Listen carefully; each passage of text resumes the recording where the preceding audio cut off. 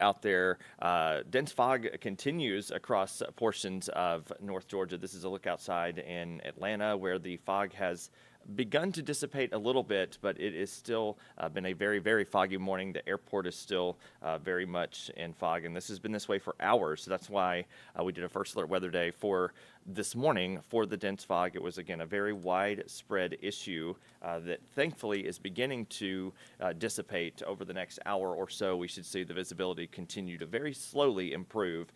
Fog is not something that just magically goes away in an instant. It takes some time for the atmosphere to sort of mix it all out. So that's what we're kind of heading for, is some of that to begin dissipating. The latest fog, though, map showing the visibility at the Atlanta airport is about 3/4 of a mile. It was down to a quarter mile and less from earlier. We had a ground stop for several hours at the airport, hundreds of flights delayed. Half-mile visibility in Canton, still looking at near zero visibility up in Gainesville. Athens, not much better. Covington, not much better either. Again, this is going to slowly continue to dissipate over the course of the next couple of hours. So we'll see a peak or two of sun eventually today. Temperatures will eventually also get close to 50 degrees. So it's still going to be a pretty chilly and dreary day, but the rain is going to hold off. But we do have some rain in the forecast tonight. We're talking about closer to midnight and into the overnight hours is when the rain gets here. So any afternoon plans will be rain-free. Evening plans also rain-free. But you can see here a little bit of clearing later today. The rain starts to build in across Alabama 10 and 11 o'clock this evening, and then those showers push in to the Atlanta metro as early as 4 or 5 o'clock in the morning. So if you do hit the roads normally before 6 tomorrow, probably will be impacted by this rain. It's going to be steady, but I don't think it's going to be super, super heavy. But it is something that you'll want to pay attention to, of course, if you normally are on the roads at this hour. We're still thinking that by 8 o'clock, the core of rush hour tomorrow, most of the rain should be out of here. But if this lingers, if it becomes a little bit heavier, then the core of the morning rush tomorrow could be a little bit dicier. But hopefully that gets on out of here, and we'll see some gradual clearing once again Monday afternoon and into Monday evening as that system starts to depart off to the east. In terms of rain totals, again, nothing too crazy with the totals here. We're looking at 1/10 to 1/4 of an inch of additional rain here later tonight into tomorrow morning. So we're not looking at flooding or anything like that, but it is something that could impact the commute for sure. The rest of the day tomorrow, again, gradual clearing. Tuesday, Wednesday are probably the better days of the week. 52 degrees, so still chilly Tuesday, but then we get to 60 degrees on Wednesday. And then a quick hitting system on Thursday still might bring us a quick shower. And then Friday into next Saturday, the models are still kind of coming into an agreement here, but we're looking at a very cold blast of air potentially where highs may not get out of the 30s next Saturday, with the wind chills possibly staying in the 20s most of the day. So we will continue to watch to see if that materializes. Hopefully it doesn't get quite that cold, but that is something that we're watching. This morning on First Alert Radar, we have widespread showers across the Florida Panhandle and South Georgia. South Georgia getting some very much needed rain. They've been kind of seeing rain all weekend. Thankfully, the rain yesterday morning kind of stayed south of Atlanta, even though we still need a little bit of the wet weather.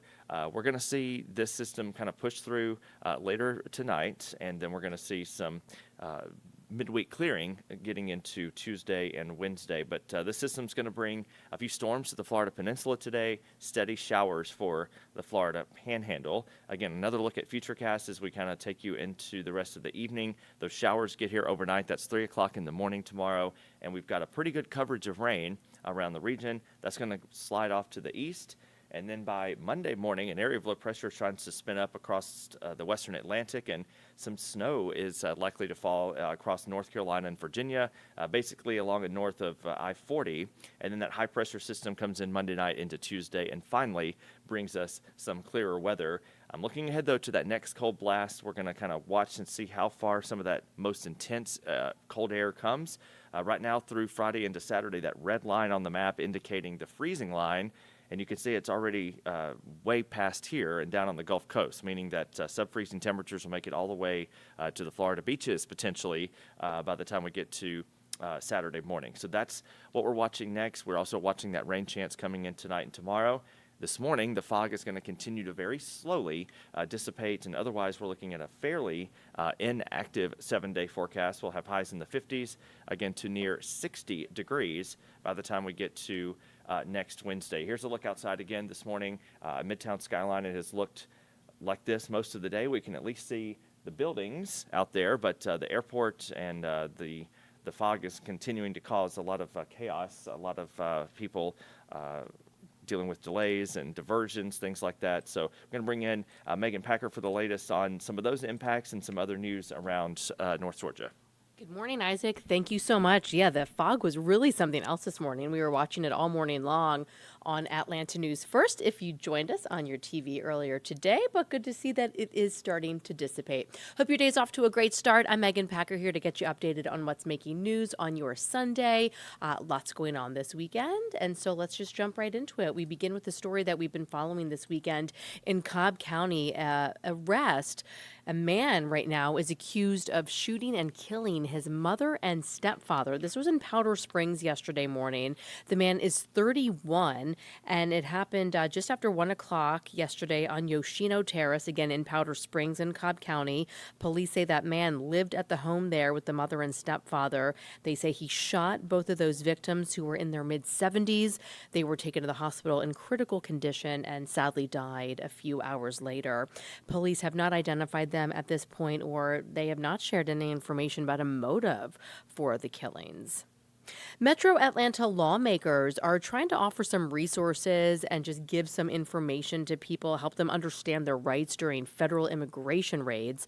Forest Park City Council member Hector Gutierrez and Congresswoman Nikema Williams hosted a resource fair yesterday. Congresswoman Williams accuses the Trump administration of violating its own rules and hiding the conditions of immigration facilities. We heard from different people who came out, including one woman who says her husband is in ICE custody and she's just trying to get some assistance as well as she navigates that process. And it all comes as the Department of Homeland Security says that Atlanta is getting a new immigration vetting center. It says a specialized unit will screen immigration applications and focus on ones from, quote, countries of concern. No word yet on when exactly that center will open. The DeKalb County School Board is getting ready to vote on the future of Druid Hills High School. We have talked a lot about this in recent months, and our partners at Decatur have now learned that the meeting starts at 11:30 tomorrow morning. Board members will vote on a plan to modernize the current building. There is a community input session as well at 5:45 tomorrow night. Now, Druid Hills was built in the district's oldest facility and needs a lot of work. The modernization project calls for a renovation of the building built in 1927 and the replacement of surrounding buildings with an estimated price tag between $140 to $150 million.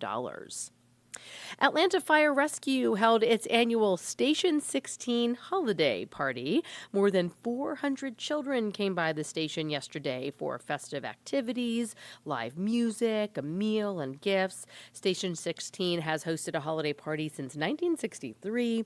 This has become one of the department's most cherished events.